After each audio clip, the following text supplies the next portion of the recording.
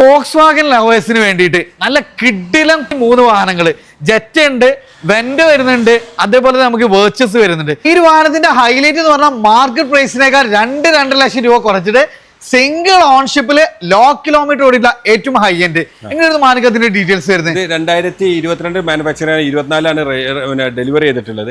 ഇതിന്റെ പ്രൈസ് എന്ന് പറഞ്ഞാൽ നമുക്ക് 12,70,000 രൂപക്ക് കൊടുക്കാൻ പറ്റും, ഫുൾ ലോൺ കൊടുക്കാൻ പറ്റും. ഇനി അതാണ് ഒന്നുകൂടെ അതിന്റെ ഒരു ചെറിയ സെഗ്മെന്റ്. ഏറ്റവും ടോപ്പ് എൻഡിൽ തന്നെ ഓട്ടോമാറ്റിക്കലി 17 മോഡല് വെന്റോ അല്ലെ, എത്ര രൂപ കൊടുക്കാം? ഇത് പെട്രോൾ ഓട്ടോമാറ്റിക് ആണ്, 2017 ആണ്. ഇത് നമുക്ക് ഒരു 5,75,000 രൂപ കൊടുക്കാം. 5,75 ഫുൾ ലോണും ചെയ്യാൻ പറ്റും.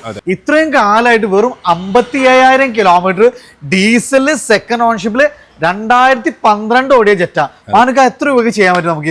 ഇത് നമുക്ക് 5,40,000 രൂപ കൊടുക്കാം. ഓഫർ പ്രൈസ് ആണ്. ഇതൊരു പക്ക പ്രീമിയം ലെവലിൽ വരുന്ന ഒരു വാഹനമാണ്. അപ്പോൾ അതുകൊണ്ട് നമ്മുടെ മാനുസ് കാർ വേൾഡിൽ ഒത്തിരി വാഹനങ്ങളുണ്ട്.